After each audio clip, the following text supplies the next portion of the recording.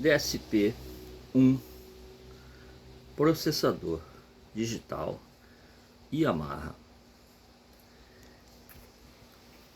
Tem diversos efeitos de som processado.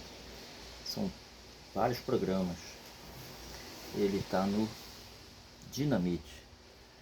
Esse controle remoto, ele se perdeu. Então tá só com esse programa.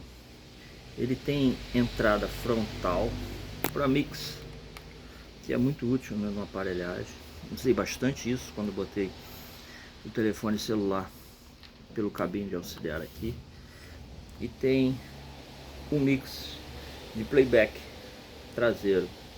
Tem a função monitor para quem gosta de usar o equalizador.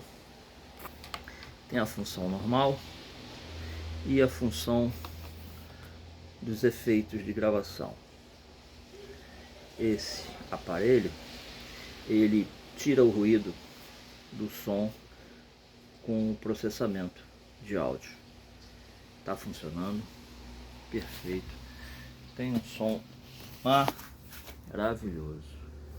As saídas dele são banhadas a ouro, vocês sabem, né? É Yamaha, né? É Yamaha. É um Yamaha funcionando perfeitamente, tá?